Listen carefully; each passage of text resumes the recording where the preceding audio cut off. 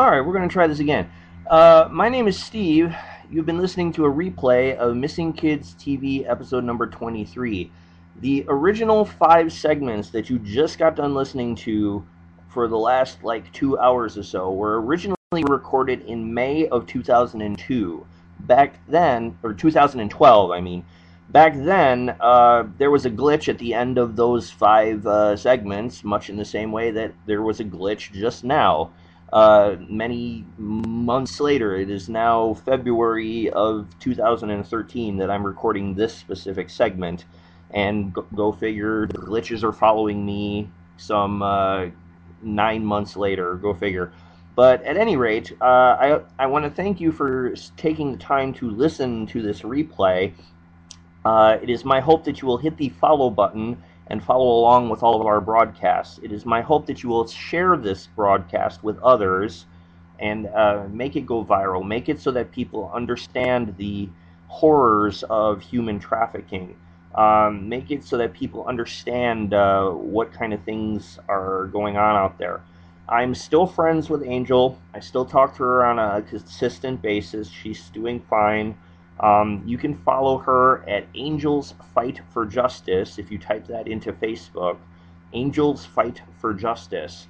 Additionally, links to her group and whatnot are found at the MKTV Facebook page that you can find at facebook.com/missingkidstv.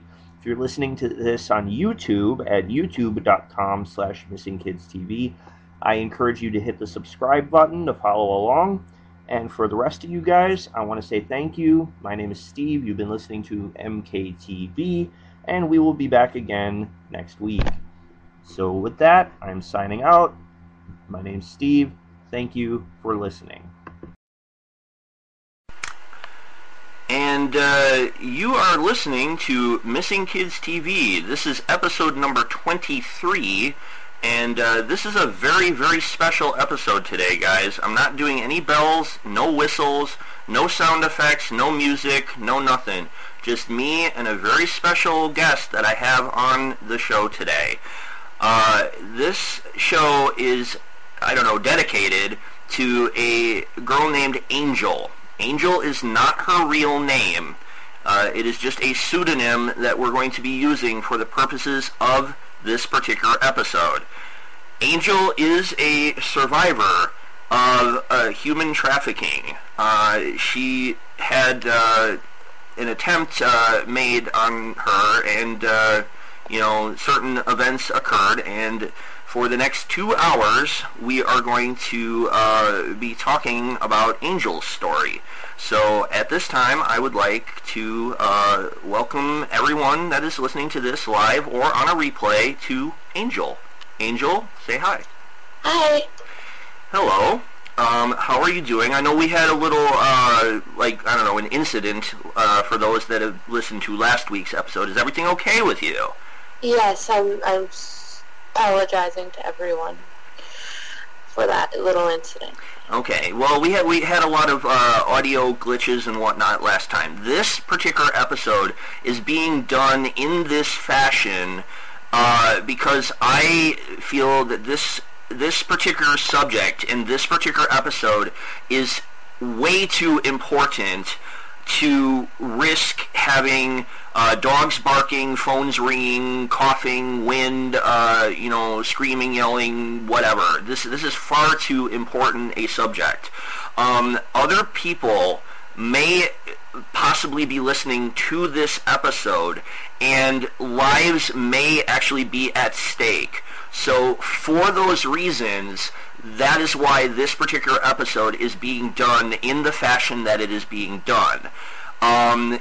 Because who knows where this particular episode is going to go, or who may be listening to it. There may be possibly listening this very minute another trafficking victim who is afraid to come out and speak out against their attacker. It is my hope that having this conversation with Angel will encourage other individuals to come out and to come forward.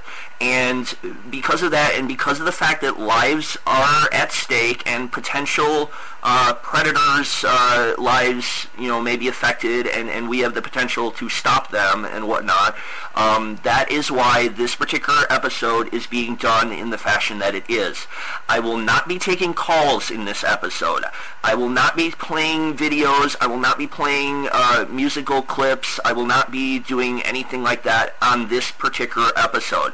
If you want to get all the information of all the weekly stats and where I'll be next episode and things like that, I encourage you to go to my website at facebook.com/missingkidstv. That is where you will find all the updates for all the upcoming episodes. That is not what we're going to be talking about today. Today we're going to be talking about Angel's story. So, Angel, Yes. tell us a few details about yourself. Okay, you are 19, correct? Yes, I just turned 19 back in February. Okay. And this incident that we're going to be talking about today, this occurred when you were 14, is that correct? Yes, it is. Okay, and you just now have gotten the courage to come forward and talk about this, is that correct? Yes, it is. Well, I for one would like to commend you on your courage and the strength that you are showing in doing this. Okay, I have been an advocate for a while, and I'd like to extend a heartfelt handshake, a hug, whatever you want to call it, to you for having the courage to come forward and do that. And I hope and pray that this episode will be an inspiration to others to do the same. Okay? Now, just so that my listeners are aware, okay, where are you geographically? Where do you live? Barrie, Ontario. Okay, you're in Ontario right now. Now, is that where this incident occurred? Yes. Okay. All right. All right. Fair enough. And okay. So you. Okay. How can I say this? You were a victim of human trafficking. Is that correct?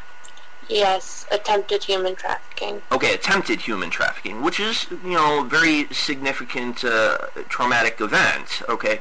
How many individuals were involved in this attempt on you? According to the police, there was about 10 people. 10 different individuals? Yes.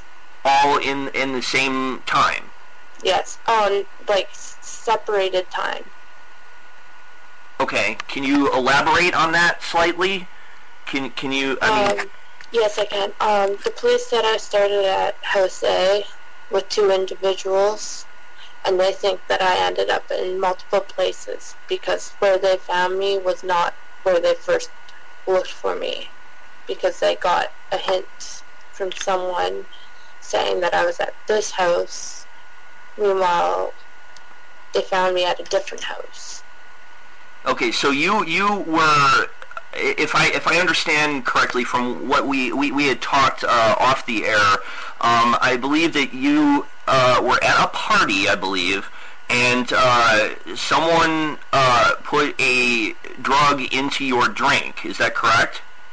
I was not at a party. I was at a community center. Oh, I'm sorry. I apologize. Okay. So you were at like a YMCA or something like that? Yes, but they call it the Downtown Community Center for Youth. Oh, I see. Okay, and you were just, hanging out with your friends or something like that? Yeah, I was hanging out with about 3 or 4 of my friends. Okay, and cops believe that something was put into your drink. Is that correct? Cops have proof that something was put into my drink. Okay, I see. Okay, fair enough. And, okay, so from the... What is, the last thing that you remember on the day of the incident? And just for reference, what day was the...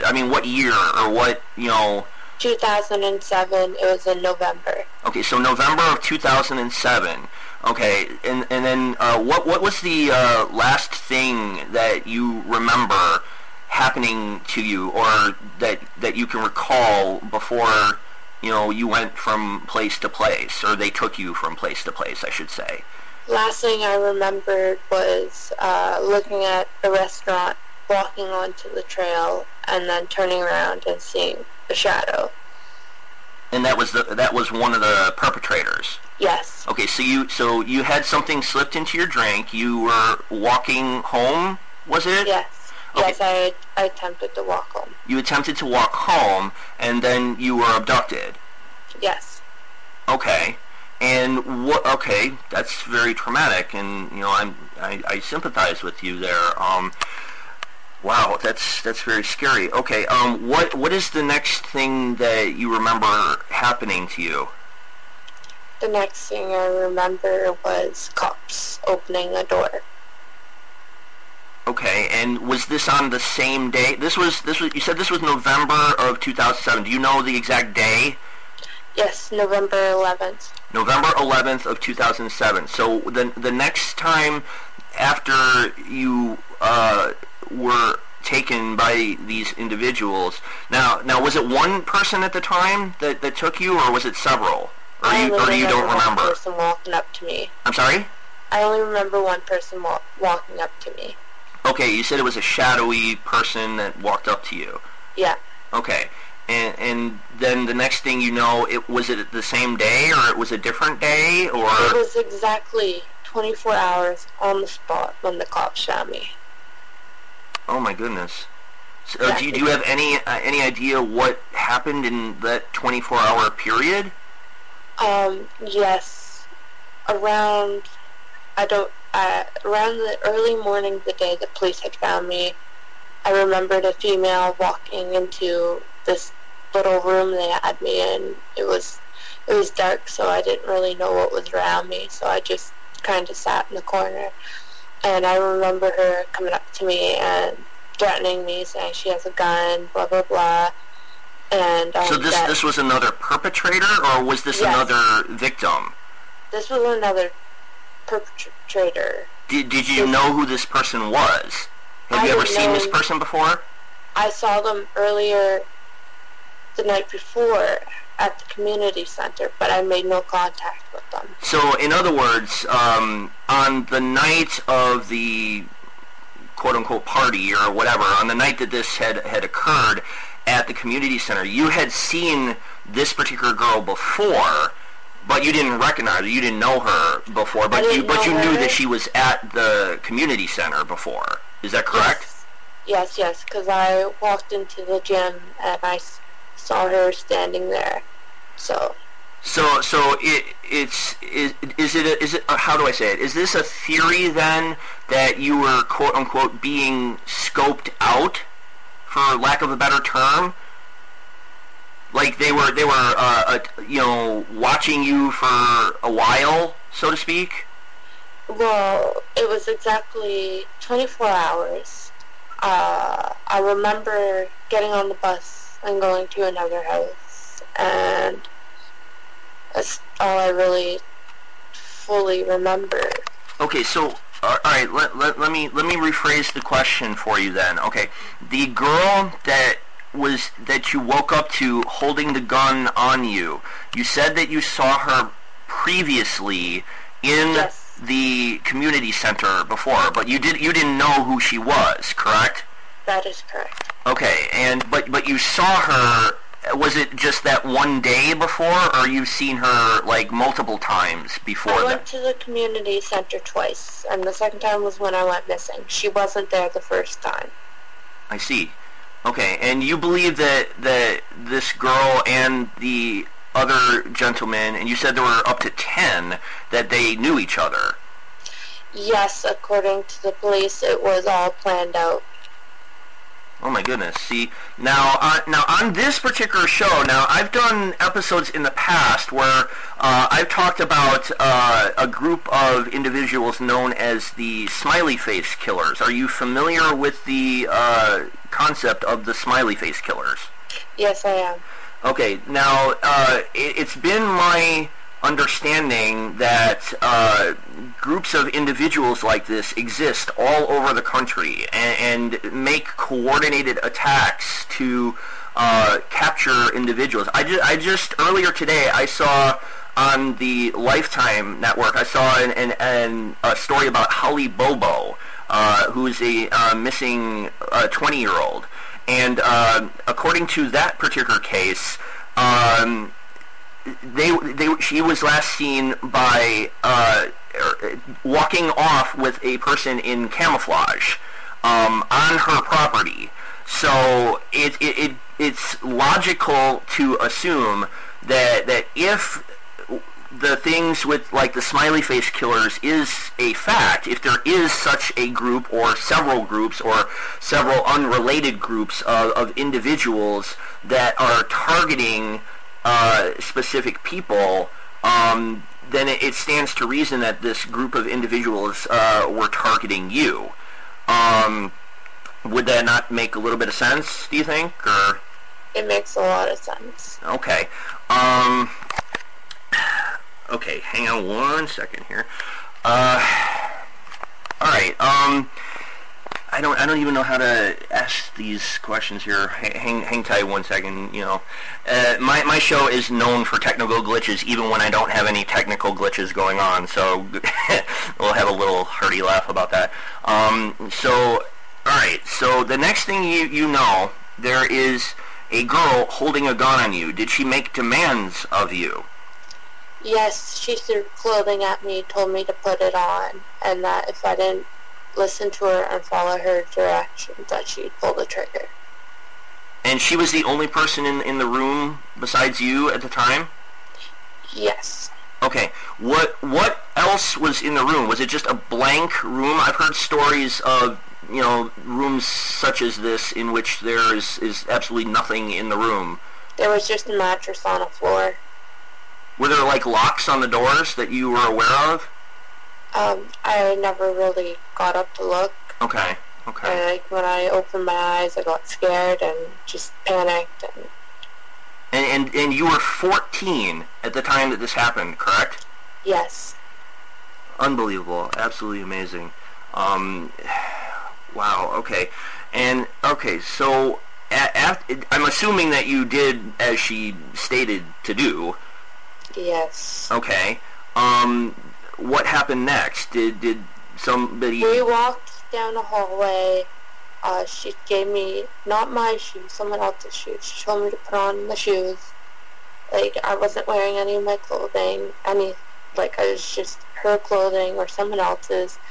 Put on the shoes. And then she said to me to try not to run, and if I do, she will bring me back to that house. Oh, I see. So you were being transported from house A to house B, is that correct? Yes. I see. Okay, and you... Okay, do cops or anyone know where this location was at now? I mean, did they shut down this house, or did they raid the house, or anything like that? They looked through the house. They found a lot of drugs, I guess, according to them. They found drugs and alcohol and... I mean, are we talking like bricks worth of drugs, or just like, you know, recreational drugs, just like little bit? No, like piles and piles and piles of drugs, acid and... Wow, okay.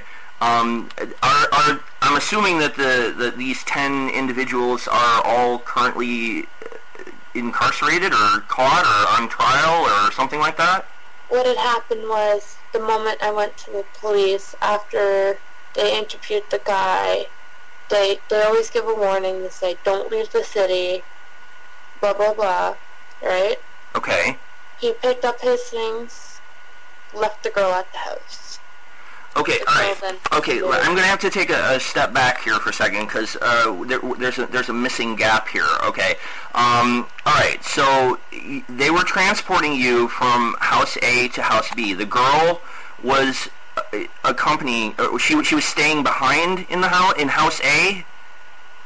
No, the girl was transferring me. I thought you asked about... Okay, I'm trying to follow the story myself so that the listeners can follow the story as well. Yeah. Okay, alright, so... So it was the girl that got me. Okay, so she took you into a car, a van, a truck, you know? Actually to the city bus. A city bus? Yes, she So, had me so you put guys up went my- onto a public city bus with other people on it? Yeah. Under gunpoint, but the other people on the bus didn't know that you were being taken by gunpoint? Nope, it was hidden under a sweater or sweater jacket thingy that she had put on her arm. That is amazing. That is absolutely amazing. That just, I hope that all the listeners listen to this and realize that human trafficking could be occurring right under your nose, and you don't, and you would have no idea. You must pay a full attention to your surroundings. The average people that are listening to this right now, that are listening to this live, and that are listening to this on a replay, please understand that it's all around you. Every single day. Everywhere. It's all around you all the time. You have to keep your eyes open for this kind of thing. You have the power to help save a life. You know, what happened to Angel can happen to anyone. Okay? You have to be aware of these things. Okay, so you were being taken on a bus by gunpoint from one point to another. Yes. Okay. What happened next? Got to the second place. She left. I had no clue he was there. Okay, And then who was at the second house? Was there somebody waiting for you at the second there house? was, yes, someone waiting inside. Was it a male or a female? Female. Okay.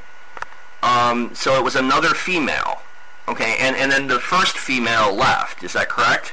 Yes. Okay, did the second female have a weapon of some sort? No. Okay, so the first female took you into the second house and gave you to the second female, and then what happened? I mean, why? And then everything went blank again. It just went. What, were you offered a drink again, or what? Water. You were offered water again, and water. they forced you to drink the water. I was a bit nervous, but yeah. I see. Well, yeah. I mean, you're under gunpoint. What would you do? I mean, you had to, right? Yeah. Okay. Well, that's understandable. So then you blacked out again. Okay. Understood. Okay. Then what happened? I mean, what is the next thing that you remember after that? There was a clock in this room. I noticed it was later on in the day. Okay, so this would have been the 12th at this point? November 12th? No. Yes, 12th. Sorry. Okay, no, that's fine. That's fine. You're doing wonderfully. Just understand that we're all here for you. We're here to support you. You have hundreds of people listening to you right now. Okay, they're all supporting you. They're all here for you, and they're all going to help me to help get this message out to everyone. Isn't that right, guys? Okay, show of hands, right? Yeah, okay. There you go. We're all here for you. We're all supporting you. This story that you're doing right now is helping to make a difference. You may be saving the life of someone else. There may be a 14-year-old girl that is listening to this right now that was just about to go on the bus, that you may have just saved her life by sharing this story. Okay, so I mean, don't think that you're not making a difference, because you are. We all are. That's what this show is about. Okay, so yeah, with wow, this is just an absolutely amazingly incredible story, and I just want to really thank you and for sharing this story with me. We're going to be talking a lot more with Angel here, but we're going to take a short break right now. Depending on how the editing of this particular episode goes, you may not notice any break at all. It may just be like 5 seconds. I don't really know. I've never really done a format like this before, but we're going to try, and we're going to see, and we'll be back with more from Angel right here on Missing Kids TV.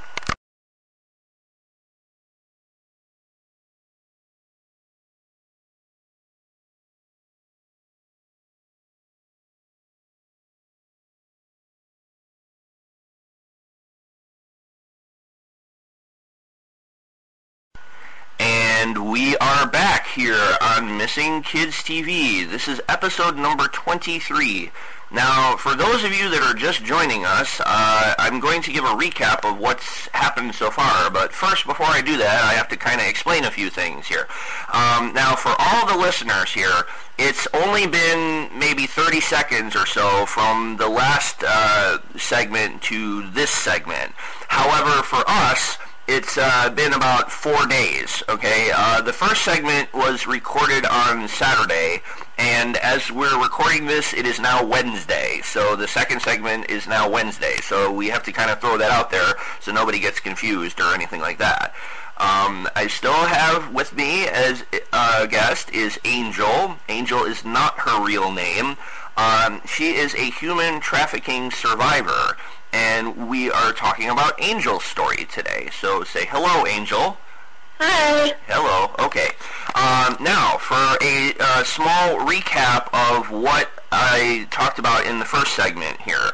Okay, now, if I understand this story correctly so far, you, Angel, were at a party, or not a party, but like hanging out at a local youth center.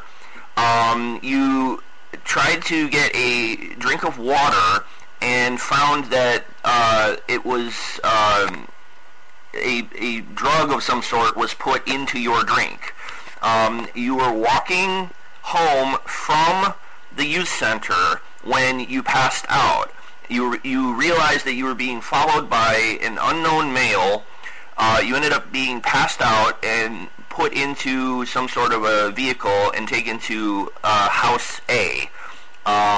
You woke up, you found a empty room with nothing but a mattress and another unknown female who was holding you at gunpoint, who ordered you to change into a different set of clothing, and then you were taken on a public bus at gunpoint to a second location where an unknown second female was waiting for you. Is that correct? Yep. Okay, so I got the story correct so far. Okay, so you are now at the second house location, and what happens next? I had blacked out for a bit. Oh, that's right. You had they had ordered you to take another drink, and you had blacked out again. Okay, Yeah. and then you woke up again, and where were you? Were you at the same second house? I was still in the new place. The girl gave me back clothing. Again, I woke up with no clothes on. She gave me back the clothing. She told me to put it on. But we have to Now, at that point, had something occurred to you, or you didn't know, or? I still don't know to this day. Okay. All right, so she ordered you to put clothing on, and I'm assuming you did, and then what happened? She told me to follow her. I said, yeah. I said, okay.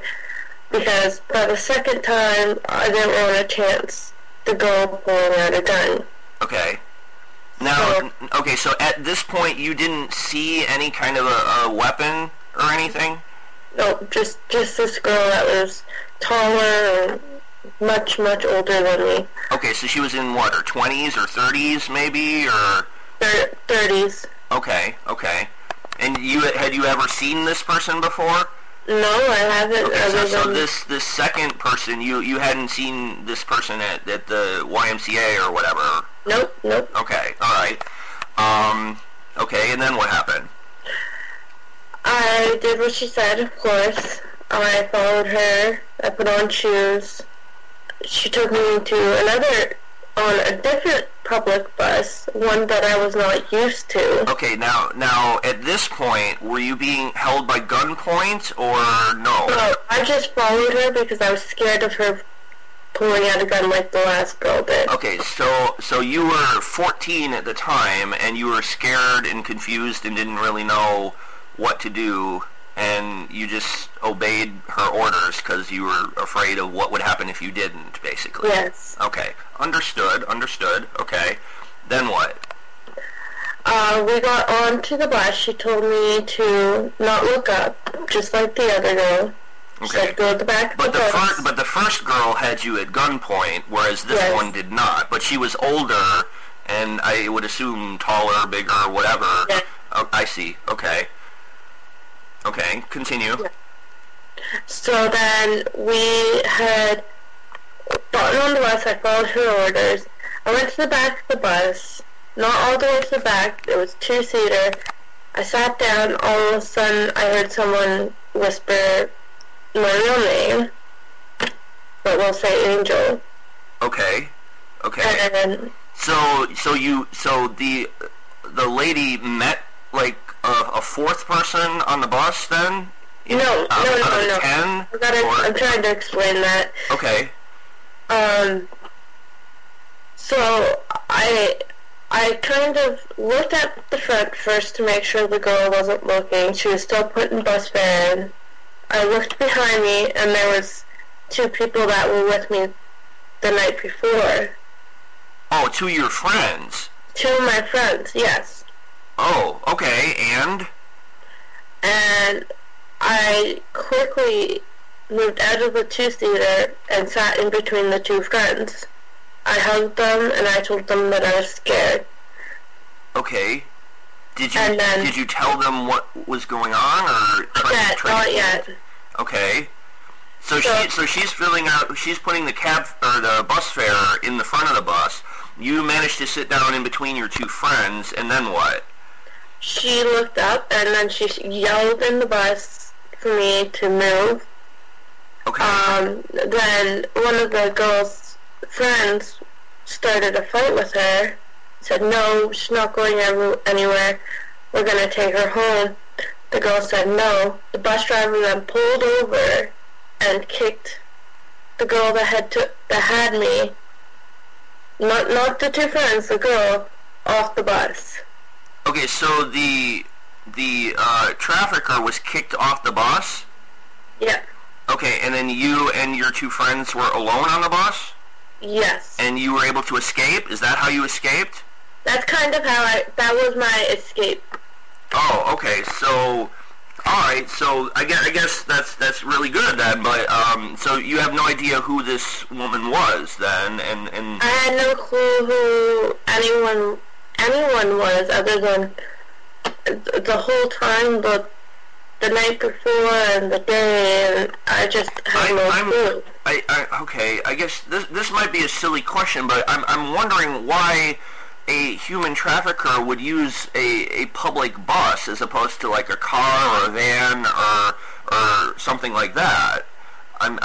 Did the cops offer any explanation or something like that, or? Actually, the police earlier that day did a search of all the buses, didn't find anything. Okay. So earlier, when I was like passed out, okay, they stopped the buses and they did a search. Okay, so what happened next? Did you go to the hospital? Did you get... No. What had happened was me and my friends stayed on until about 2 bus stops later. Okay. And then we got off and we ran to the nearest store. Okay. And then I sat down outside with one of the friends. My other friend ran in and told the guy that she needed to use the phone. She needed to call the cops. Okay. They... Well, go.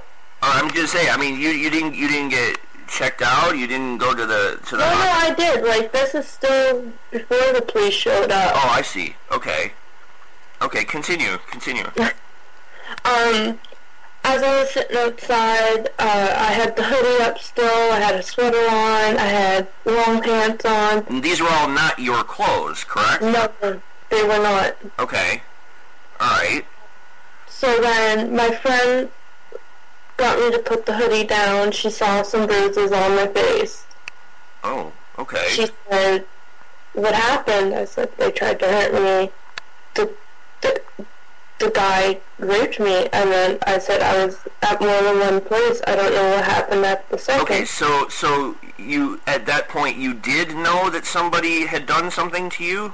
The first time, yes. Okay, so when you were at the first house and you woke up, then you knew that somebody did something to you? No, he raped me right on the trail before he got Oh, on me. the trail. Oh, okay. I didn't know that. Okay. So before you were, so when you were walking home from the the youth center and you passed out the first time, then the unknown male, the very first one, he raped you. Is that correct? Yes. Yes. And if you read my book that will be coming out, you'll get more detail on that. Okay. But as far as you know, that was the only occurrence. Is that correct? As far as I know, yes. Okay, so you and your friends, you went to the hospital, is that correct? No, the police had showed up at the store. Okay. They first took my two friends away and talked to them. Okay. Then asked me to get in the back of the police car and that they were taking me out to Aurora Hospital. Okay. And what did the doctors say? I didn't see a normal doctor. I saw it's a special unit. We don't have it in our city. That's why we had to drive out of city. Okay. And it's called the Sexual Assault Unit. So it's something like SVU, Law and Order kind of thing. So yeah. Okay. And what did they say, or what did they do? They ran test beyond test for about an hour, as I can recall, as they did the first few tests. Then they sent me into a room to go shower. Okay. And I broke down crying in the shower. Did they? I'm assuming they contacted your parents. Yes, the cops did that. Okay. And did you get to see your mom, or how soon was it that they came, or whatever? The cops got me around 6. My mom didn't see me until 11 o'clock that night. Oh my goodness, why so late? Was she at work or something, or what? Why so late? It's because when they're doing the test and checking out your body, they ask you if you want your mom in there. I see. I said no because I felt really ashamed. Right. No, yeah. And as we did the test, I was more and more thankful that my mom was in there, because they used like a blue light thing. Yeah. Search all over your body. It's, what is that? The luminol, I think it is. Yeah. Okay. And as they did that, I felt very ashamed, and I saw marks and spots, and I flipped out. Yeah. So I was happy my mom wasn't in there. Okay. So once we were done the first test, I went to shower. She sat me down, and then we had to do blood work, and then she let me sleep for about half an hour. She woke me up. And after that, that's around when they let my mom in. Okay. And my mom came in, and I thought she's like, okay, the doctor girl, she's like, okay, you guys can leave. I thought I was going straight home, but I ended up right at the police station. Okay. And you had mentioned earlier that the police said that there were up to 10 people involved in this. Okay, so far we've... after some investigation, there was up to 10 people involved in this. Well, where are the other 6 then? We've talked about 4 so far. The other 6 were down at the youth center. They were keeping me there, kind of, So when you originally had your drink, had a drug in it, there were up to 6 or 7 people at the youth center watching your every move, basically. Yes, every time I moved, I noticed someone watching me. But even the cops said, before I even said that to the cops, they were like, there's more people, there's 10 people involved in this altogether. I said, how? He says, well, we did some interviews, we can't tell you who said, but they said that a lot of people broke down because they had to interview everyone that was at the youth center that night. Okay, now I'm going to tell you my because I'm hearing this story for the first time, just like the rest of the listeners are. Okay, and I have a couple thoughts here. Okay, are you saying then that the okay, how can I say this? Okay, first off, I guess I have to ask. Did the cops tell you of any other victims, or did they just pick on you, or were there other known victims in your town? There's about 5 other known females that had went from the youth center to gone missing. Have any of them been located? 4 of them have, one's still missing. Wow, okay, wow, and we have to say that this all occurred back in November of 2007, so these other 4 have been found, but one is still missing from 2007 to today? Yep. Okay. When we go off the air later, I would like to, if you know it, I'd like to know who that person is, and I'd like to know more about that off the air, because I know we're hiding your identity and all. So I'd like for you to tell me a little more about that off the air, if you know. Okay. Okay. Okay.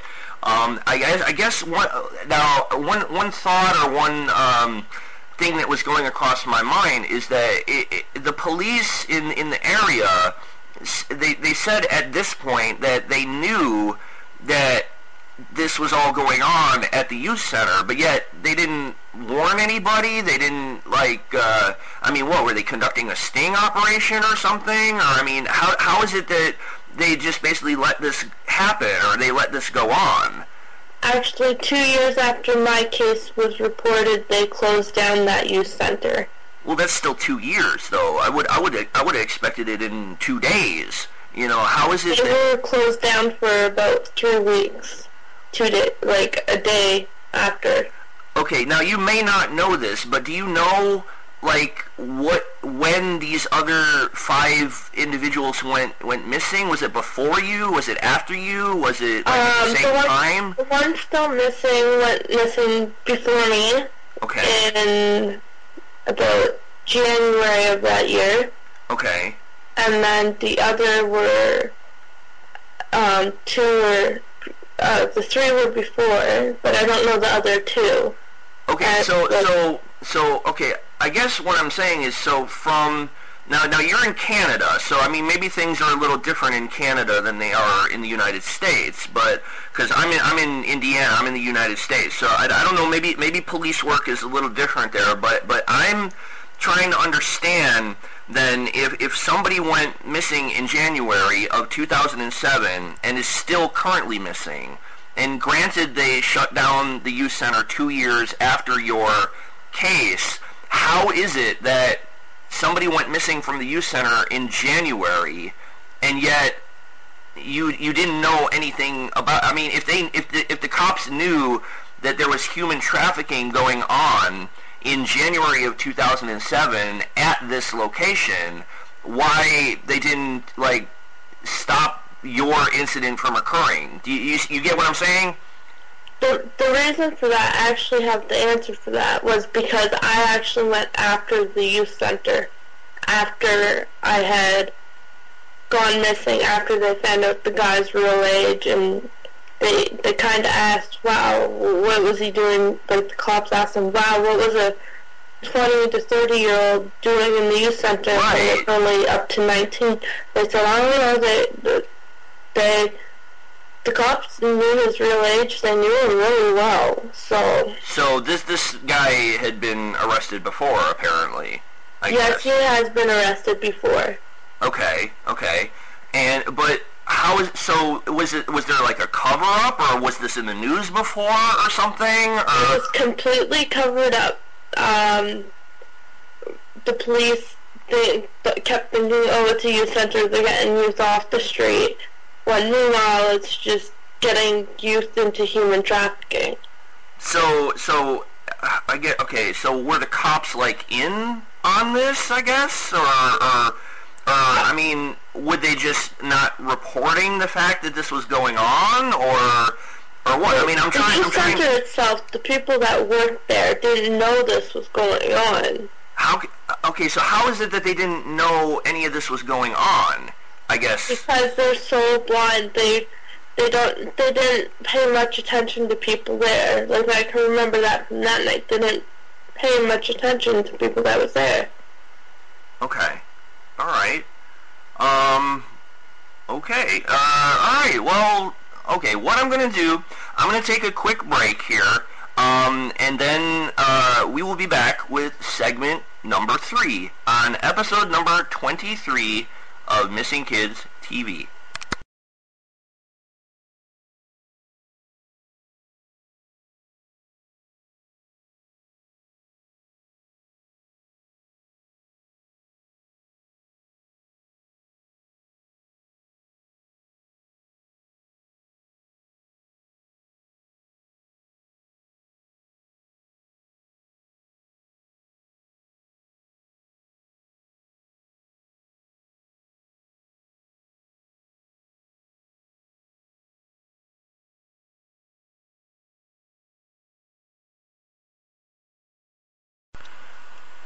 Okay, and we are back on Missing Kids TV. This is episode number 23, and this is segment number 3. A little bit of time has passed since the last segment, as usual. It is now early on Thursday morning. Okay, the last segment was on Wednesday, and it is now Thursday morning. So, hopefully we'll get this all done before Friday. Let's see, what do we got here? Okay, in case you're wondering where Mike and Allison are, they are most likely in the chat room, as is Angel, and as is I, which is going to be kind of weird because we're here talking on this recorded segment, and we're in the chat room at the same time, so we're kind of in 2 places at the same time, which is kind of weird, but who knows. Anyway. All right, we're gonna have the top of the hour coming up later. We're not gonna do that right now. Maybe I'll be making somebody laugh later. We'll see. Anyway, Angel is here. Angel is not her real name, but is the name that we are using for this particular show. Angel is a human trafficking survivor, and for those that are joining us late, we will recap what we've covered in just a second. So, Angel, are you there? Yes, I am. Okay. Alright, now for everybody else, a couple minutes have just passed by, and for us it's been about 24 hours or something like that. Okay, so far, what we have said is that she was at a youth center. She had a drink of water which had a pill of some sort put into it. Do we know what exactly was put into it? Did the cops say? Yes, they said the date rape drug was in it. Okay, so it was like Rohypnol or something like that? Yeah, okay, alright. So some sort of a date rape drug was put into your drink. From what we've established, there was up to 6 other people watching your every move at this event that was at the youth center, and you were walking home from the youth center, and you were walking by a woods or in the woods or taking a shortcut home? On a trail. You were on a trail. Is this like something that you normally would take home? Yes. Okay. Yes. And you passed out and unfortunately were taken advantage of by an unknown male. Okay, now do you currently know who this individual was? Has he been identified? Yes, he was identified. Okay. And what about the other individuals? Have they been identified, like the people that were on the buses and the people in... Yes, all those people were identified. Everyone that was involved was identified. Oh, okay. And were charges filed against them? I mean, this is what, 4 years later now. Did they go to jail? Are they on trial? Are they under arrest? I mean, what is the current status of these individuals here? 5 years now, actually. I am currently filling out paperwork to drag the two first people. The male and the female with the gun. People, okay, so there's litigation against the first two individuals out of the 10 then. Yes, I am taking those two to court. Okay, so you have a court case pending against them. Is that correct? Okay. And the other 8, do we know, are they in jail? Are they on the streets right now? Or do we know where they are or what's going on with them? Or I only know where one is. The rest, I don't know. I'm kind of, So I guess that is one of the reasons why we're using a fake name today then, I guess, because, 7 other individuals in this incident are, currently on the streets, I guess, then? Or on the streets, at their parents, I can't tell you. Okay, well, that's kind of scary, I feel for you, I'm here for you, so, wow, that's really kind of scary there, but, we're going to talk about a couple of things in this segment. I actually wrote down a couple notes here, which I hadn't done in any of the other segments. The other segments I was just kind of asking questions off of the top of my head. But in this particular case, I have a couple notes that I wanted to mention some things here. First off, for anyone that might be listening who has suffered from this kind of a thing, or has something similar going on in their life, there is a 800 number that you can call for help on this kind of a subject. It's a number for RAINN. It's an organization known as RAINN, RAINN. That stands for the Rape, Abuse, Incest National Network. The number for that is 1-800-656-HOPE. Now, I'm not sure if that's just a number that's only for the United States or not, because we talked off the air, and Angel says that she wasn't familiar with this organization. Is that correct? Yeah, that's correct. Okay, but they gave you a number for a different organization in Canada. Is that correct? Yes, actually, it's, as far as I know, there's only a few cities in Canada that have the program. Oh, that's sad. We need to work on that then. We need to increase that kind of help for people in Canada. I say this a lot. I do a lot of things for Canadian listeners. I play a lot of clips on this show to help out Canadians, because they can't get Lifetime channel in Canada at the moment. We're currently awaiting news from either John Walsh or the A&E network or something like that as to what is the current status of America's Most Wanted.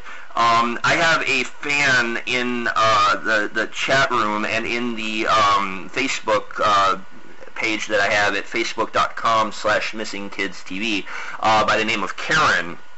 She comments on almost everything I post, and she lives in Canada as well, and she really wants to know whether or not CTV in Canada is going to have America's Most Wanted. I wish I had the answer. I do not have the answer to that. I really wish that I did.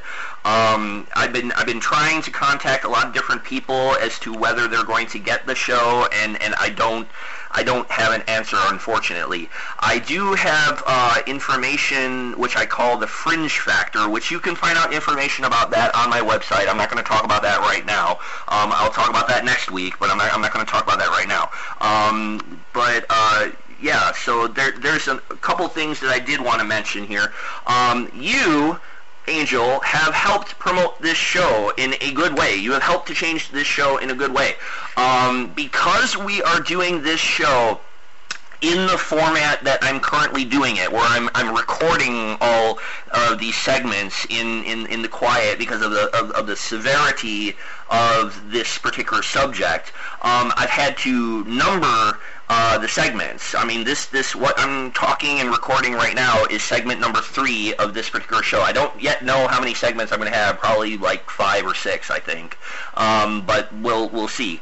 But what I'm thinking for future episodes is that I'm hoping to have the segments numbered. So that way, if I, like, say I have, I don't know, maybe 6 or 7 segments in next week's show, if something gets said or somebody needs to reference something in a specific part of my show, they can say, oh yeah, do you remember that part in segment number 4 where Joe Schmo said blah blah blah? What exactly did he mean by that? It will help future cases and future shows of mine if I can easily identify specific parts of the show instead of having someone listen to the whole entire 2 hours and say, oh, well, somewhere in that 2 hours is something that I wanted to listen to. No, I can point someone directly to it. So I want to thank you, Angel, because by doing this, you have helped to make my show better, which has helped to possibly save a life or change a life or something like that, which is very good. So thank you for that. Thank you. I do want to say that in addition to helping to inform people of what happened to you, you are writing a book which will help others to get more educated, more enlightened as to the horrors of human trafficking. Why don't you tell us a little bit more about this book that you're writing? You have a book publisher, is that correct? Yeah, her first real name is Anna, but she goes by Lee Safari when she releases stuff. Okay, now I believe this is a friend of Glendine's, I think. Is that correct? And Glendine's been on the show a couple times. She's been on the show in episode 5 and on episode 8. Plus, I call into her show every once in a while. Her show airs on Tuesday nights on Blog Talk Radio. I'm usually at work at that time, so I don't usually get to call in live, but I do listen to it on replay a lot. And so Anna, I believe, lives in Sweden, and she's a regular caller to Glendine's show. And I believe she's assisting you with publishing your book. Is that correct? Yes, she's doing so much for me, helping me with my book, and I'd really like to thank her if she ends up listening to this, because for her to go out of her way and to say, what's your dream? I said, I want to write a book. She said, let's do it. Awesome. Excellent. That's great. I'm so glad to hear that.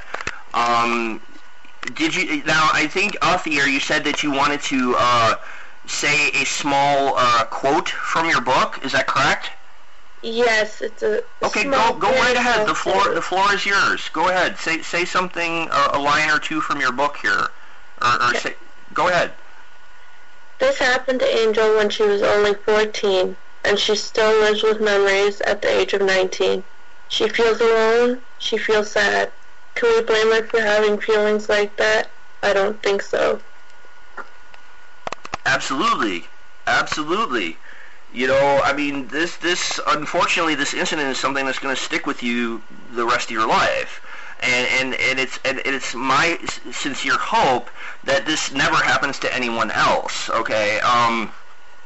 I hope and pray that people will listen to this episode, that they'll share this episode with their friends, they'll download this episode to their iPod and share it with their friends, or give it to others, or what have you. You know, I hope that this goes all over the place. I do know that last week I had you on the show for maybe a couple minutes or so. We had a lot of background noise and stuff like that, which is kind of one of the reasons I'm doing it this way. But that particular episode, I had 200 people listening, okay, which is the highest number that I've ever had on any episode that I've ever done of MKTV. So I want to thank all the people that tuned into that. Let's see, I had exactly 192 listeners last week. So that was good. That was very, very good. That's enough to fill a small gymnasium, perhaps. Full of people that listen, and it's my sincere hope that a lot more listen to this, and then those that do pass this on to somebody else, and so on and so forth. What I'm doing is after this is on, I'm gonna take take the link, and a few people that I used to go to school with actually want to listen to it because they remember back in grade 9 when they saw the missing posters of me all over. Right, right. Now, I mean, I know that you have told this story before on other shows and other platforms and other media of sorts, but this is the first time I'm heard of it. The first time I've heard of the story, the first time that I've really gotten to know it. I mean, I've known you maybe a week or two now, and I'm enthralled by your courage. I'm inspired. I don't know. I'm not good at words here, but I'm very inspired that you are taking these steps to help others, and I'm really glad that you did that there. So thank you for that. Oh, thank you. Just to point out real quick, there's stuff that I said on Gwendine's show that I didn't say on your show, and there's stuff I didn't say on your show that I said on Gwendine's show. Well, of course. I mean, it's, chocolate and vanilla, I guess. I mean, one show is a little bit different than another. Is there something that you wanted to say here that... Actually, you got a lot more detail than she did. But oh, I see. The reason why I try not to give too much detail, because right, my book gets into great detail of anything I can remember. Well, right. I mean, you still have court cases pending and things like that. I mean, we wouldn't want to jeopardize that in any way. Yes. So I mean, yeah, don't mention anybody's like first name or anything like that. We don't want to do that there. So I don't want to do anything to jeopardize your case. I would very much like to see the perpetrator of this crime put behind bars. Actually, in my book is where everything comes out, first names only. Okay. Except for my name. And I think you said that once the case is done and that this guy is behind bars, that you're going to come out and reveal your name and everything, and it'll be put on the book and stuff like that. Is that correct? Yes. My book's actually called Angel's Wings. That's nice. That's nice. I like that. And I'm actually having a local artist that had... I have my own little show that I'm starting. Mm-hmm. And I had a bit of my book, and I took it in to show one of my buddies down at a local studio, and he runs a local band. Okay. The band's LS. It's a really small local group, but they're getting out there slowly. And well, hey, if you want to have them on the show at some point in the future, just let me know, and I'll have them on. Okay? Yes. Does that sound good? Yep. But I took the story in, right, and I printed off everything, and one of the front area of their studio is all local art drawn by people.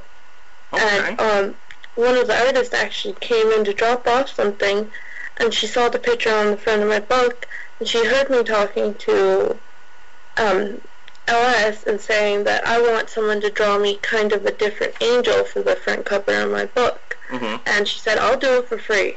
Mm-hmm. And now, thanks to them, they're helping me. They're going to help me get out my story. There was a bit of talk about me going to school with them to talk about my story.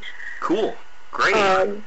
So I'd like to also thank them for all the stuff they're doing for me. And well, you have, whether you know it or not, you have a lot of support. I'm willing to bet. I mean, I can't see the future. I mean, what we're doing right now hasn't happened yet, but I'm willing to bet that there's a lot of people in the chat room right now that are supporting you, that are giving you words of encouragement and things like that right this very minute in the chat room, which I haven't done yet, which is a little mind-boggling, but you get what I mean.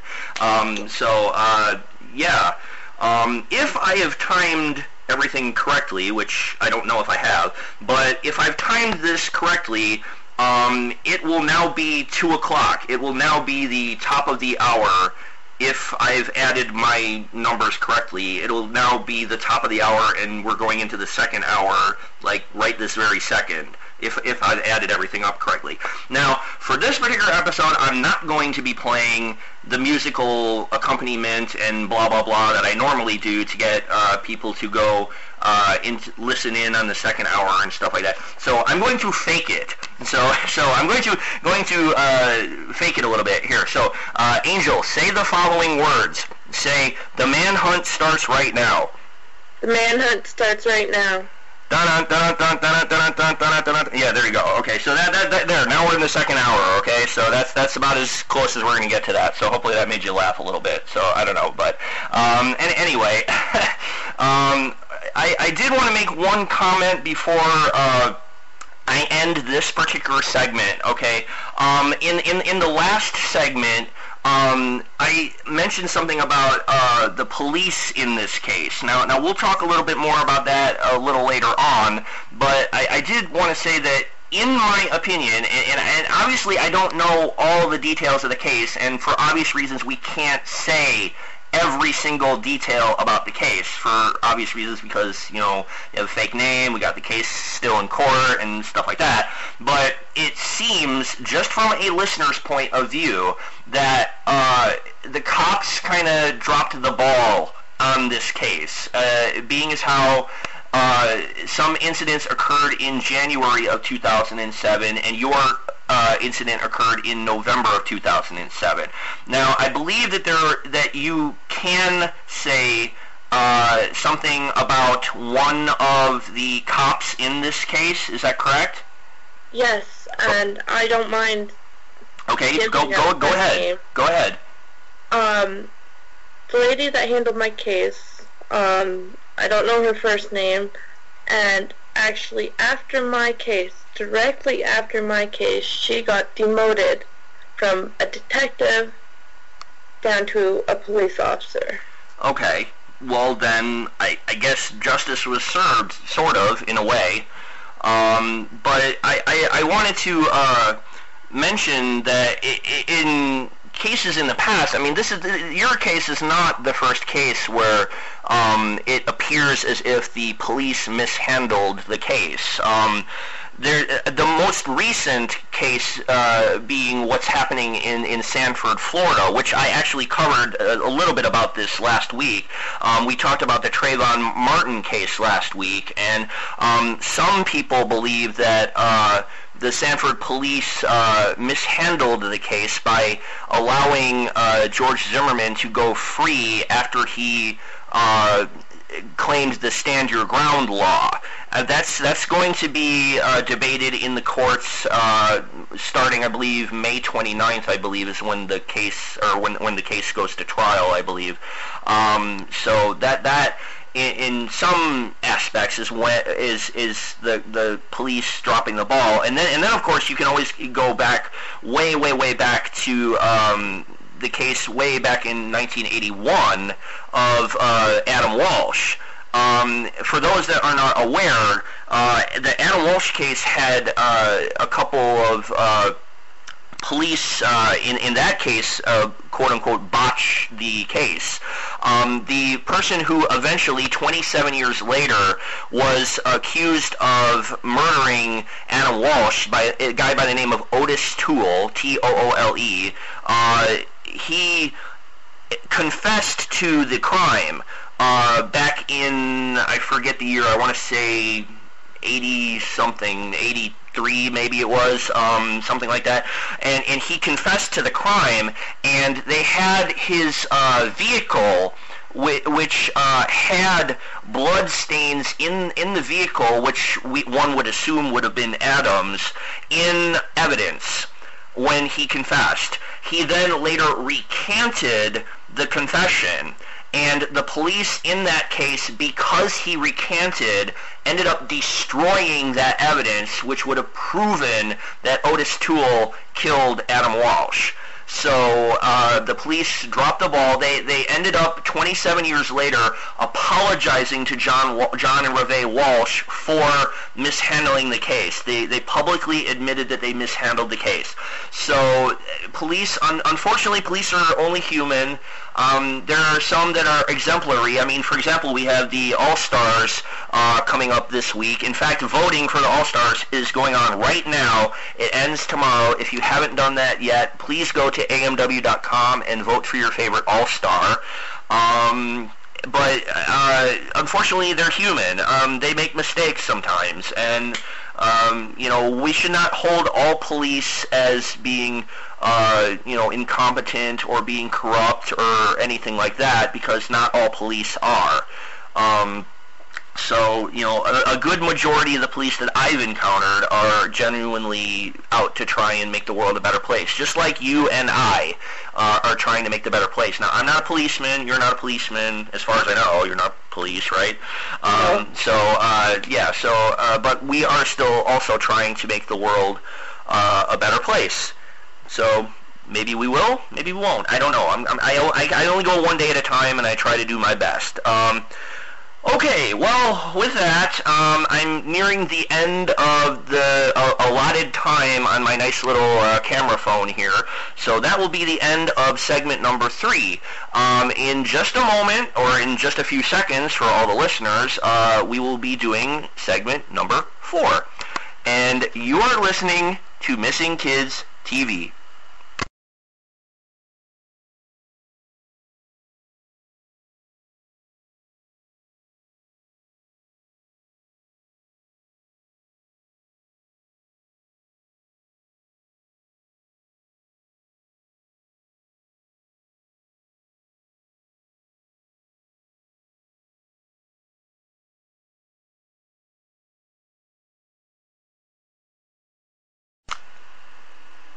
Okay, and now we are back on Missing Kids TV. This is episode number 23.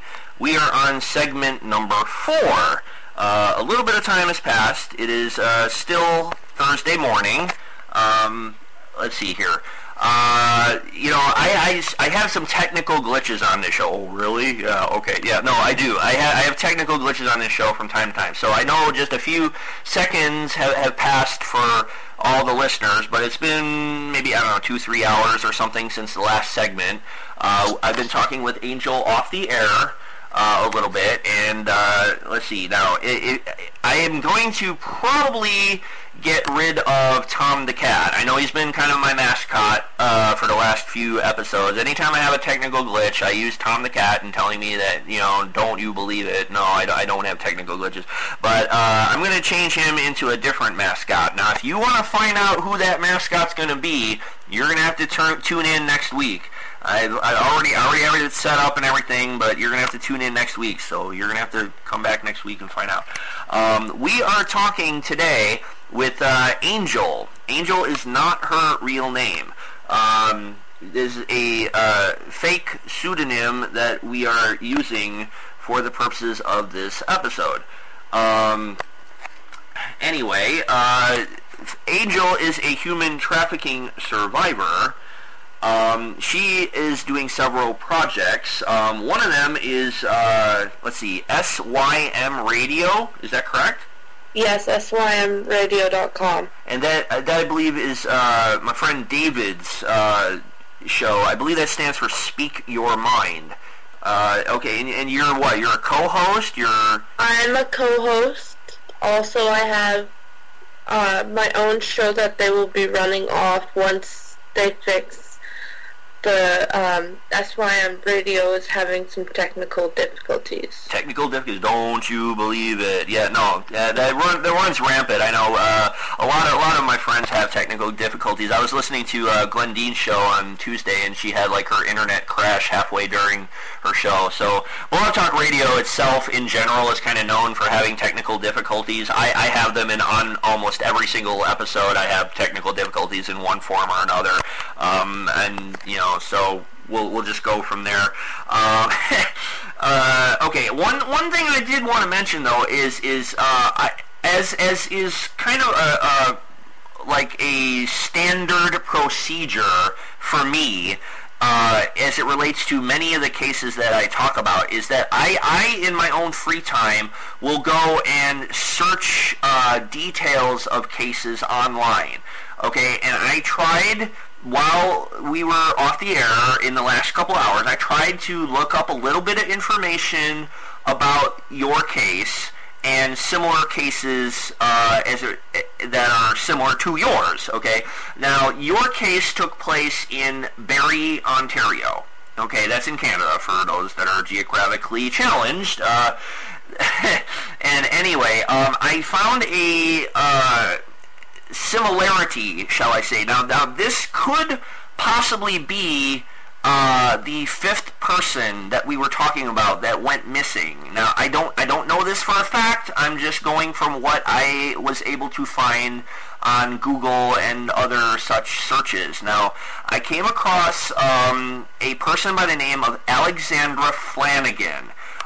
This person went missing back in 2007, and they found the remains of this person. I believe they found them on the same trail that your particular case took place at. I'm not entirely certain of that, so don't quote me on that, okay? Or I guess I should say alleged, case or whatever. I know John Walsh says alleged a lot, so I don't want any kind of, legality problems with your case. I don't want to interfere with your court case in any way, shape, or form. Okay, so I'm going to say allegedly. Your alleged attack occurred on whatever. But they found some remains on the same path that you were on at the same time, I guess, or whatever. Are you familiar with anything with the Alexandra Flanagan case? Actually, yes. I participated in the search for her. Once they found body remains in Sunnydale Park, which is about 20-minute drive from my area right now. And, you mean from your house right now? Yes. Oh, wow. Okay. And then after that, they moved the search to Barrie, and I helped in Barrie for a while, searching for remains or whatever. Now, at the time that you were doing the search, now you didn't know if this was related to your case. You just heard that somebody was missing, or did you know that this was related, or do we assume? I heard from people that always go to the youth center, actually, that she went there a couple times prior.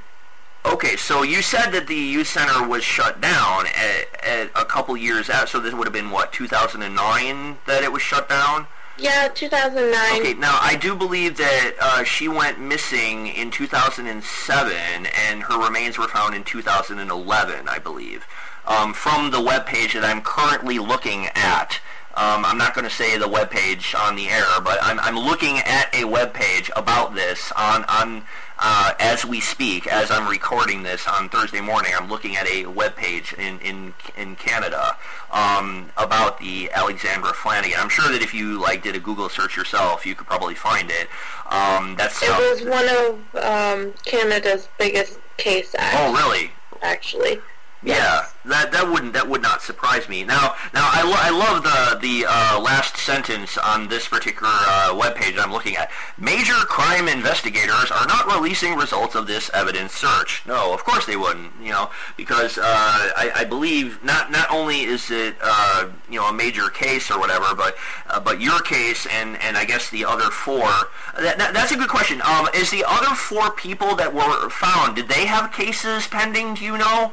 No, they had no cases pending. Are you trying to get cases pending? Are you friends with the other four?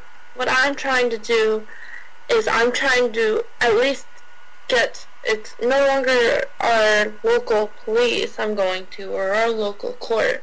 I'm going to a higher up, probably the Ottawa government court. Okay. Are you friends with the other four victims? Do you know the other four victims? I don't know the other four, no. Okay. Well, all right, I guess. I mean, do you? I would assume that the police would know who they are. great question I should ask on Friday when I go to see them, or today. Well, yeah. The next time you're in touch with the cops on your case, ask if you can find out who the others are. Maybe you guys can build a case together. You know? Yeah, I'm seeing them Friday morning. So today morning. There you go. That's what we do here on MKTV. We try and get justice. Hey, if you can somehow find out the other 4 people, you can have a major case. If you had 5 people testifying against these 10 individuals, that would be huge. We could make a difference in your town. And I'm hoping to make a difference.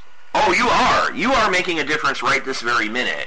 And when this hits the air, then all the people that are listening are going to be making a difference as well, because they're all going to share this with their friends, right? Show of hands, right? Right. We're all going to share this. We're going to download this. We're going to share it and put it on all our social media, right? Yes. Okay, there you go. Share with family, friends. Exactly. We want other people to know Angel's story. We want Angel's story to get out there and to be told to everybody, and hopefully Mike and Allison and David and Carolyn and Glendine and everybody and Miss Terry and whoever, they're all in the chat room right now. I would hope. I would hope and pray that they are. Maybe they aren't. Maybe they're off doing something right now. I don't know. But I would hope that they're all in there and they're all supporting you and they're all here for you as I'm here for you. We've become friends off the air. You have my phone number, etc. So it's my hope that we will continue to get justice in Barrie, Ontario. I will always call and give you updates. Well, yes, please do. And I think you wanted to mention a little bit about some of the projects that you're currently involved in. You have several different web pages and not just your book. I mean, you're doing radio shows and you have a YouTube channel and stuff like that. Is that correct? Yeah, I'm running groups. I have a Facebook. I have a YouTube channel where I'm doing an interview show that's called Justice Fights for Angel. Okay, so if you type in Justice Fights for Angel into Facebook, then you should be able to find Angel's Facebook page. Is that correct? Yes, or you can go into Facebook and type in Angel White. Angel White. Okay. All right. Well, that's cool. And I'm almost certain that I or somebody else will be posting the links in the chat room for the people that are listening to this live.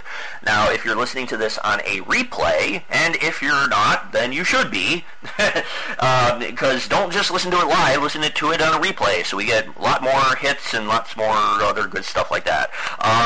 If you're listening to this on a replay, then go to facebook.com/missingkidstv. I will have all the links there available for this particular episode. I do believe that I have some of the links in the Blog Talk Radio episode itself. So if you're listening to this on blogtalkradio.com/missingkidstv, and if you're not, then I don't know how the hell you're listening to this, but you're going to want to click that nice follow button too, the follow and join button underneath the green MKTV logo that my good buddy Mike didn't know about for a nice 20 some odd weeks there, and didn't know how to click the button. So yes, even in a pre-recorded episode, I'm still going to make fun of you, Mike. Yes, okay.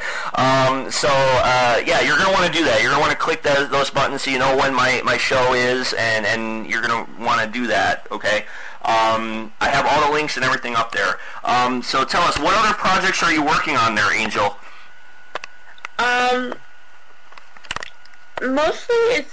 Mostly my book that I'm working on. Okay. Right now. Okay.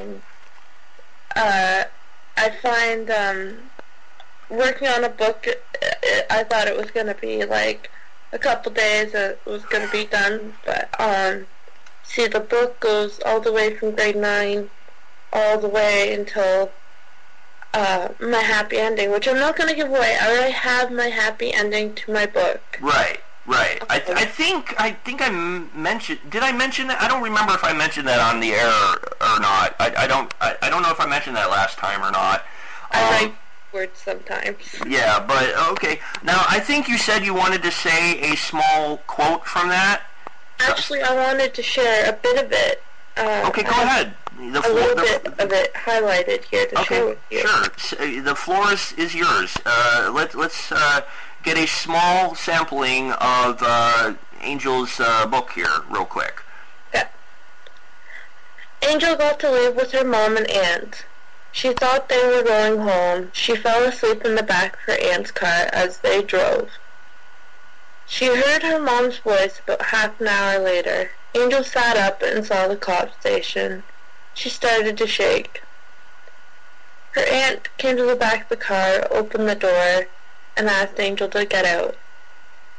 Her aunt then took her in her arms and hugged her and said, "Remember, this was not your fault." Angel found it a struggle to walk still. She was still in pain. At 11 p.m., a cop called Angel into the back. She followed him quietly, not knowing what was going to happen or where she was going. The police officer took Angel into a room and closed the door. Angel was shaking still. She stood up when a female cop walked in and shook her hand. She did not tell Angel she could have her mom or a lawyer in there. She started to interview Angel. She told what she could remember. Making it to the trail, then trying to fight back. The getting on the bus and the threats of guns. Angel even admitted she felt unsafe talking about it. It was 1 a.m. by the time Angel got to go home on the night she was found. For weeks, Angel had to take painkillers, infection killers, and morning after pills. Angel had cops at her house every second day talking to her. She stopped school for 4 months, dealing with being at a police station, police being at her house, taking medications. She felt dead. She looked dead. She even felt like a robot. Friends called, but she never wanted to talk. Until the 3rd month, one of her friends came over to the house for a visit. Angel sat with her in a room with lots of windows. Angel was scared to be in closed rooms. Her friend told her about the missing posters all over, that people were talking at school. Angel finally shared her full story with her friend. How for the past 3 months she had police there, and how she had to go to the police station, and how she had to take medications that made her feel really gross and really sick. She had to write journals every day, every meeting. She felt dirty. She wanted to move. This made her friend cry. She even talked about bruises and how the police said it was a whole setup, that all of Angel's friends, everyone at the youth center, was a part of it. Her best friend stared at her. She asked if she could come back the next day to talk to her. Angel said no, but she can call. By the end of the 4th month, Angel was sick of needles, sick of talking to cops, sick of the medication. She stopped taking the medications so she could get away from needles. One night on the 4th month, Angel's best friend called her to see how she was doing. Angel cried and said she was having flashbacks of the guy touching her. Her friend was able to calm her down. They talked late that night. In fact, it seemed like all night they talked. The next day a cop came by and suggested a crisis counselor. He set up the meeting, and Angel went along with it. She admitted that she was cutting herself, and promised she would stop. The crisis worker that night took Angel home. Angel said nothing to no one the whole day and night. Near the end of the 4th month, Angel was in court. The female cop that had interviewed her was there. She asked Angel's mom to go over. Angel has witnessed her mom's face gone from that very happy face to a very angry face. She walked over to Angel and got down to her level and said that her case was closed, that they burnt the rape kit, that they didn't even take it out of the hospital. Angel kept her promise of not hurting herself until that day. The next day she had to return to school or lose a grade. To Angel's school was the last thing on her mind. She was scared to go out. She couldn't even walk to the school alone. She had one of her mom's friends drop her off. She was scared of big crowds. It was like life she once had was taken away from her. You think the story's over? No. School.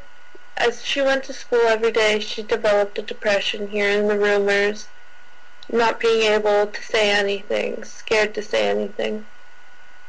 No one knew she was hurting herself every night. No one looked, no one noticed the signs of isolation. She felt alone. She finally got caught one day at her own cousin's funeral. Her mom noticed the marks on her arm. They were scars at that time, and a few cut marks. Her mom belittled her. Angel stopped talking to people that wanted to help her. She had horrible flashbacks at the time. She woke up screaming in the middle of the night because of nightmares of being raped, being touched, being in 2 different houses, wondering who the other people were. One night Angel got scared, and she cut herself just because she was scared, and it was the worst she had ever done to herself. Her mom saw blood coming through Angel's sweater. Angel just said the cat scratched her until her mom pulled up her sleeve and saw all the marks. Angel was rushed to the hospital in their city. They cleaned it up and wrapped it up. They finally gave her a psychiatric doctor. She talked to him while she was admitted for hurting herself that night. She told him that she was scared to go home. She somehow managed to finish her grade 9 year in high school. That summer she did not do a whole lot with her best friend or families. She trusted no one else in her life, but no one knew she was hiding flashbacks, cuts, feelings, emotions, creepy feelings that she got at night. She started to sleep with lights on in her room. She eventually had to move upstairs to a bedroom, away from her mother. There were nights where she couldn't even leave her room. She crawled into bed and she would be scared to move. There were some nights where she snuck out of her room and curled up with her mom. Second day of grade 10, she knew she wanted to do something about the stress. She was scared. She was tired of people asking questions. With marks on her wrist finally getting noticed, people finally noticing isolation, she answered no one. That day, she decided she was gonna hurt herself real bad, the worst she could think of. She took a bottle of her sleeping pills that the doctor gave her. That didn't kill her. She had a boyfriend at the time. They were pretty close. She told him what happened to her so he would never pressure her into anything and start flashbacks. She missed 3 weeks of school after ODing. She knew she was in a major depression and fear. She left the guy scared of what would happen. Being in previous relationships that have led up to abuse, she was just petrified that the one guy that she truly liked would hurt her. She stopped talking to everyone again but her best friend. Her friend never understood the emotions that Angel was going through, but she was always there. Summer of grade 10 for her was spent with her family. She loved to go camping out of town. She just loved getting away anytime she could. Anytime she could plan a vacation, anytime her family out of town would say, come and visit. It was coming closer to the start of grade 11. Now, a reminder to everyone, this is a short version of my full story. That's incredible. That really is unbelievable story there. I am absolutely going to purchase that book when it is available. and hopefully everybody else listening will as well. I mean, just it just boggles the mind what goes through you or anyone else that goes through something like that. I can't even begin to imagine. I mean, this is going to be you have a natural talent as an author. I just want to say that. That's what I get told by many people. My English teacher, actually, in grade 9, I've had the same English teacher, grade 9, 10, 11, and 12, and she told me that I was going to be a great author. I never wrote about what happened to me in grade 9 for a project, but from what I've written about Martin Luther King, Alan Edgar Poe, famous authors, or people that make these big speeches, and then when I had to write my own story, she said, "You're going to be a great author in the future." I never once believed her, and now look at me. I totally believe that. Now, I hate to cut this segment off on such a high note. I mean, I think this is a high note because I really think you have a future as an author. But the camera that I'm running this on is like in the danger zone, so I have to cut this particular segment short. I know that you need to get some sleep. It's about 3 something in the morning here, so it's like 4 something in the morning there. 4 a.m. Yeah. Right, on Thursday. I know you're going to get some sleep. I do believe that the next segment I'm going to have is with your mom, and we're going to get her point of view on this here for segment number 5. I know you're in the chat room. If anybody wants to comment on what you've just heard, I believe that Heather will be, or Heather, not Heather, Angel, I'm sorry. By the way, Heather is not your real name either. Heather's my mom. Yes. My mom's real name. I'm sorry, I'm getting confused. It's late, guys. Okay, give us a break here. Okay. But Angel is going to be in the chat room answering questions and taking your comments and things like that. Hopefully, fingers crossed. I will do that. Yeah. So with that, we'll be back in just a moment here on Missing Kids TV.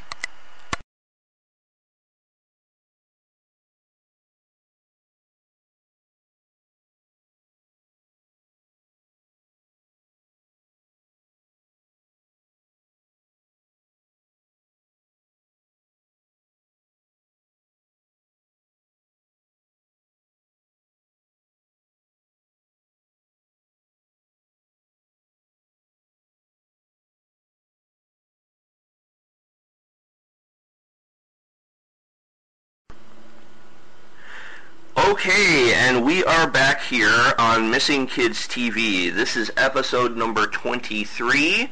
We are doing Angel's Story. This is segment number 5, in which I have a different person that I am going to be talking with for a few minutes. This is Angel's mother. Her name is Heather. Say hello, Heather. Hi there. Hi there.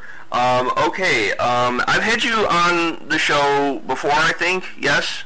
Yes. Okay, briefly, yeah, I think we talked about the Gina DeJesus case, which I will be doing again in June. We'll talk about that particular case again come June. I will probably have you on the show again at some point in June.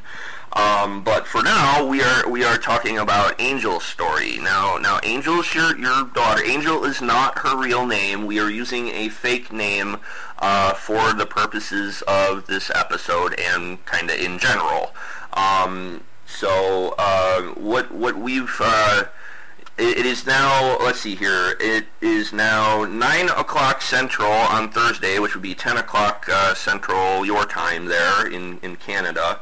I've gotten about maybe 2 hours of sleep, as have you, I think. So this is not going to be a long session for this particular segment here. But I did want to kind of get a different take on Angel's story. I wanted to get a separate perspective of how this particular event and what this perpetrator did, and what I guess the whole gang, the whole group of 10 people or whatever, how their actions have affected you and kind of affected the whole family and everything in general. I could probably talk for another 2 hours about Angel's case herself, but I wanted to get it from the perspective of someone else in the family. So why don't you give me a couple of minutes here? Tell me like how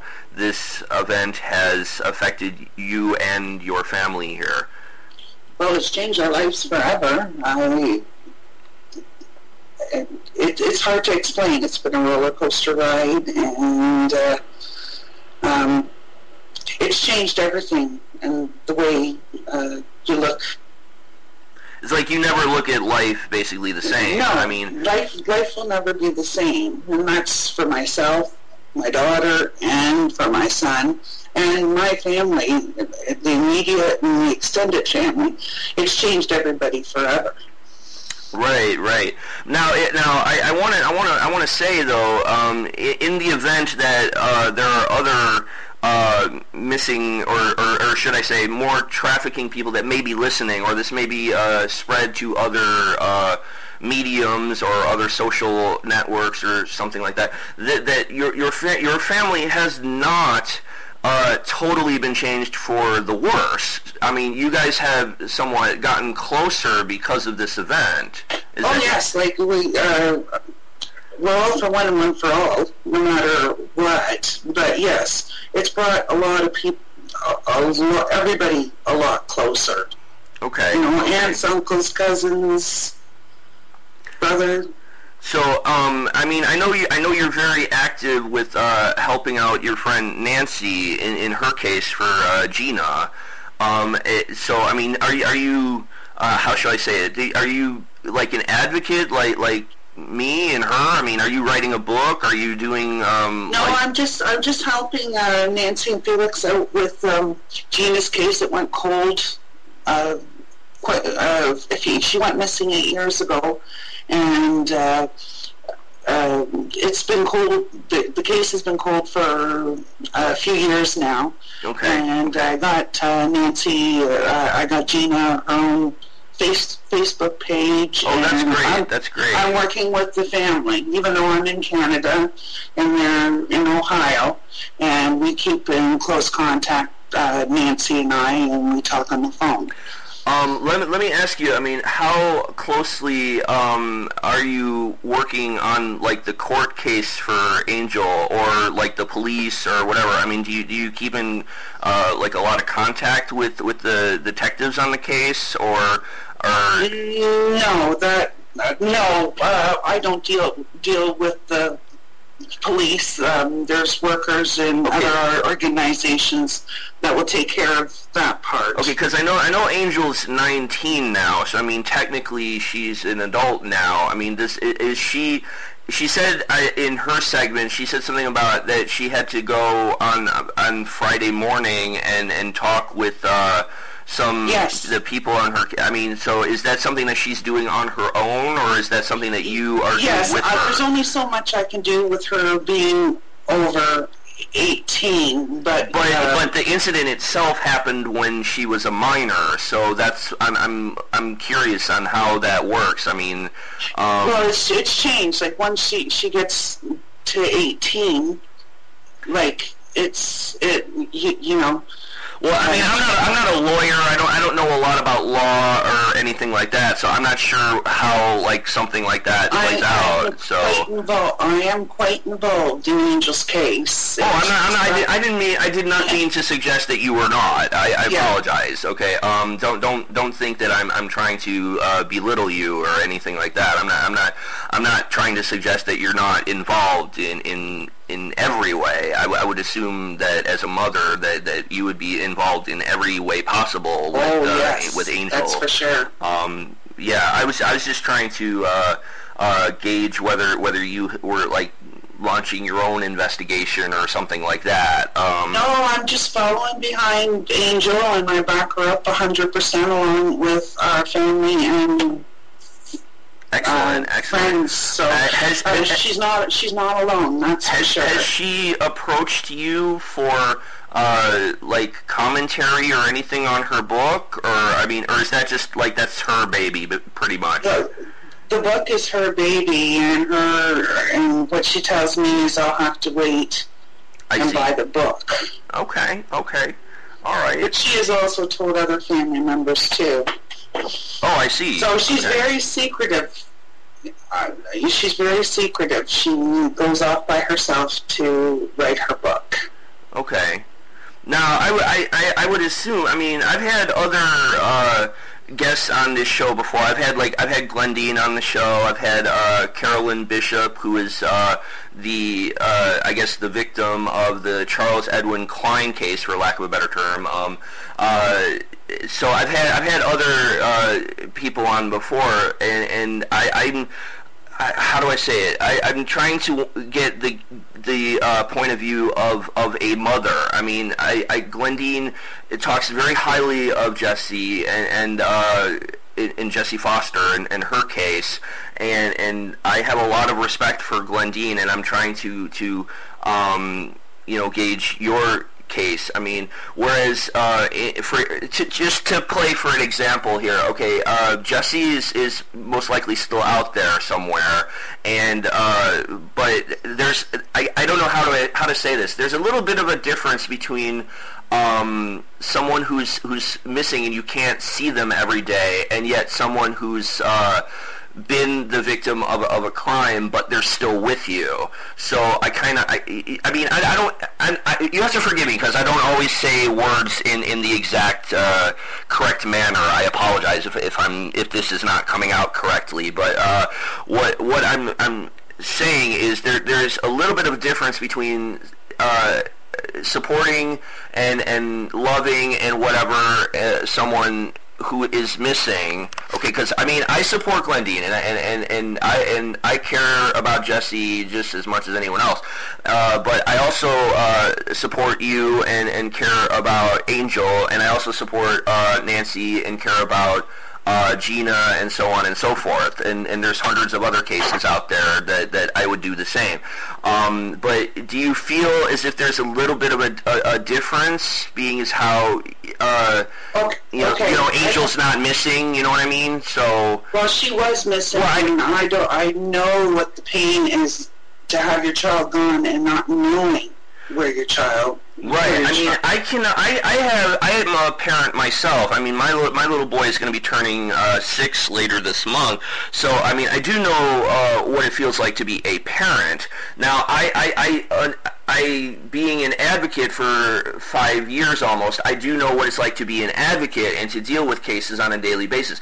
However, I do not know what it's like to be Angel. I do not know what it's like to be a parent of a missing child, or a parent of someone who has suffered through a tragedy. I pray that I will never know that. Knock on wood, I suppose. But so I can only sympathize what you're going through and what other people are going through, and I commend you guys for taking the time to be half asleep and talking to me on Skype and whatnot. I really that takes a lot of courage and a lot of dedication, and I hope that one thing I want to say, sure, go ahead. Is every time she goes out that door, I have fear. Of course. It's a constant panic attack every time she walks. Well, I'll tell you what. The other day we were talking off the air. Okay, me and you were talking via Facebook and Skype and stuff like that. And she was over at a friend's house. And we were a little concerned about her being out somewhere. And we we both suggested that if we would help her. I believe you. Tell everybody, what did you do in order to make it so that she would come home that particular night? Well, she was going down to this one place, and it's been a problem in the past, and she was going down there so she could use the computer to do her work. So I had promised her a laptop, and I got her the laptop, and she's been at home ever since. And very happy too, and very happy for that. So just a simple laptop at Walmart or whatever, and things are back to normal, and now we don't have to worry nearly as much, right? So now, until the next thing comes out. That I suppose that I guess that will always be the case, I suppose, because. Unfortunately, I guess these other 6 or 7 individuals are still out there, I guess. So I guess I don't want to say you'll always be looking over your shoulder, but I guess in a way you probably will be. So that's kind of a sad part of this, and I don't really want to end on a bad note. You never know when something's going to creep up on you. Like there's been incidences in the last 5 years, and I've handled them pretty good. Okay. Yeah, because just to keep her safe. Angel did mention to me off the air that there was probably a couple things about her specific case that you've never said to her. So there are a couple details about this case that you have held from her, basically to protect her. Is that true, or? That's true, and I'm not going. Don't say it. Don't. No. Yeah, no. But yeah. So yeah, that's great. That's I'm glad that you are so active and so protective and caring and whatnot. That's great. And I hope that this message is like a I don't know, like a beacon of hope for others, I guess, or something like that. So I'm willing to bet that tomorrow at this time when this airs, that you also will probably be in the chat room along with everybody else who will be supporting you and whatnot. Because this segment that we're recording right now, Angel will have no idea what we're talking about until this actually hits the air. Just as you will probably have no idea about what anything that she said. So yeah. Yeah, so a lot of things are coming to light that she was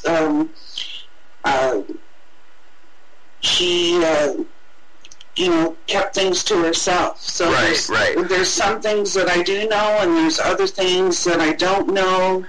Well, and after she turned 16, the workers and everyone, unless she gives permission, they can't tell.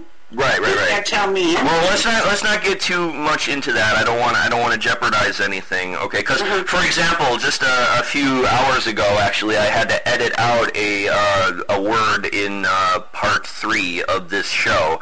A name was mentioned that should not have been mentioned, and I had to go and I edited that. And believe me, nobody that's listening to this will actually have noticed that I actually edited maybe, I want to say 5 seconds of segment 3, other than Angel and myself.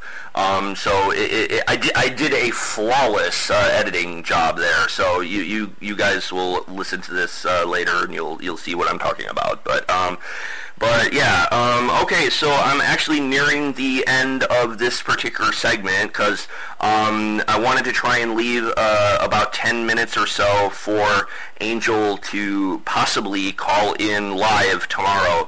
So in the event that this is the last segment, I'd like to say thank you very much for allowing me to tell Angel's story. I don't think it will be the last segment, but in the event that it is, I'd like to say thank you very much for allowing me to have Angel and to have you and to both talk about her particular case. So I'd like to say thank you for that. Well, thank you for having me and having Angel. Yeah, I trust me. This show, once it's completely done and uploaded, will most likely blow a lot of people away. And I'd like to think that with all the stuff that I have done in the last week, that this will probably be the best episode that I have done of MKTV. It is, as of now, it is being considered to be the episode of the day on Blog Talk Radio. It is considered to be the featured episode of the day. So we will see whether or not the Blog Talk team decide to do that or not. We will find out. So, all right. So again, thank you very much, and hopefully in about 10 seconds or so, we will hear from you guys live.